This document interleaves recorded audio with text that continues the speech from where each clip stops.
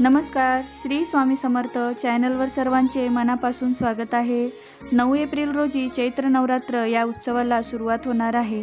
बऱ्याच जणांना हे माहीत नसेल की चैत्र नवरात्र हा उत्सव देखील असतो। सर्वांना शारदीय नवरात्रीच जास्त करून माहिती असते, परंतु चैत्र महिन्याच्या शुक्ल प्रतिपदेपासून नवमीपर्यंतच्या 9 दिवसांमध्ये चैत्र नवरात्री साजरी होत असते। यामध्ये दुर्गा मातेच्या 9 रूपांची पूजा केली जाते। नवरात्र उत्सव हा वर्षातून 2 वेळा नाही तर 4 वेळा येत असतो। यामध्ये चैत्र नवरात्र व शारदीय नवरात्र या महत्त्वाच्या असून 2 नवरात्री गुप्त असतात।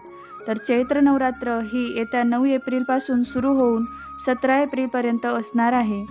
शारदीय नवरात्र सर्वांना माहीतच आहे, पण चैत्र नवरात्रबद्दल फारसे कोणाला माहीत नाही। तर चैत्र नवरात्रीचे काय महत्त्व आहे हेच आपण या व्हिडिओमध्ये बघणार आहोत। नवरात्र उत्सव हा भारतामध्ये प्रमुख उत्सवांपैकी एक असून मोठ्या प्रमाणात साजरा केला जातो। एकूण 9 दिवसांचा हा उत्सव असतो। तसं पाहिले तर वर्षभरात 4 नवरात्र ह्या येत असतात। यात पहिली नवरात्र ही चैत्र महिन्यात म्हणजेच मार्च किंवा एप्रिल महिन्यात येते।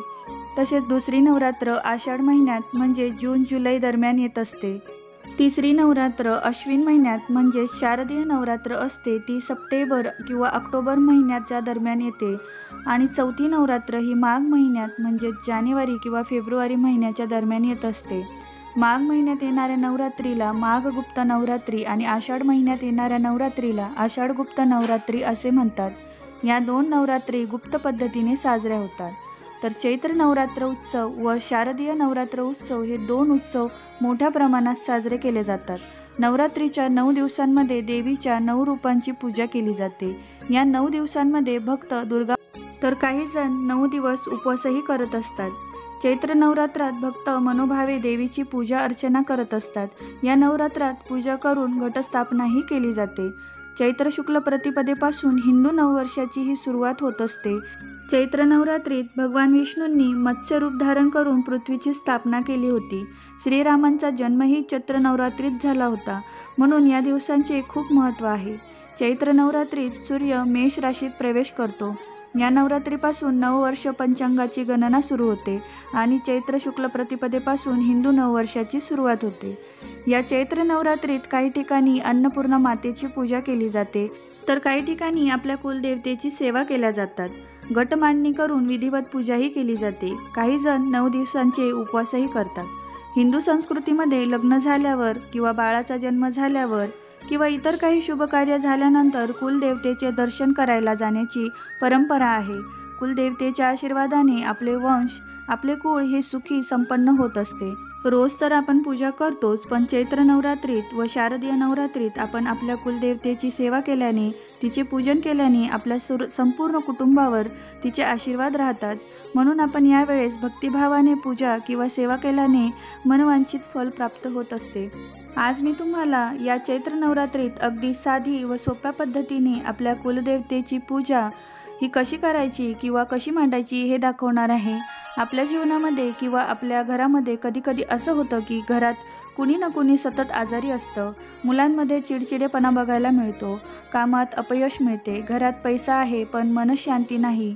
या सर्वांच्या मागे कधी ना कधी कुलदेवतेचा आशीर्वाद थोडा कमी पडायला लागलाय।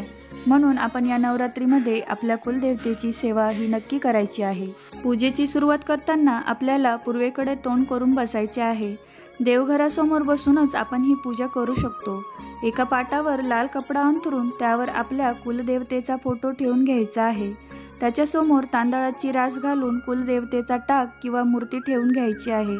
माझ्याकडे कुलदेवतेचा टाक नाही आणि मूर्ती पण नाही, फक्त फोटो आहे, त्यामुळे मी इथे फक्त फोटो ठेवून घेतला आहे। तुमच्याकडे टाक किंवा मूर्ती असेल तर त्याच्यावर अभिषेक करून मगच तो टाक किंवा मूर्ती तांदळात मांडायची आहे। आणि आपल्या देवघरात कुलदेवतेच्या नावाने जो मंगल कलश मांडतो तोही घेऊन तुम्हाला कुलदेवतेच्या फोटोच्या बाजूला ठेवून घ्यायचा आहे। देवीला हळदी कुंकू अक्षदा वाहून घ्यायचे आहे। लाल पिवळी फुले शक्य असेल तर आवर्जून देवीला अर्पण करायचे आहे। धूप दीप ओवाळून घ्यायचा आहे। तुपाचा किंवा तेलाचा दिवा आपल्याला देवीसमोर लावायचा आहे। या 9 दिवसांमध्ये तुम्हाला शक्य झाले तर दुर्गा सप्तशतीचा पाठ हा नक्की करावा।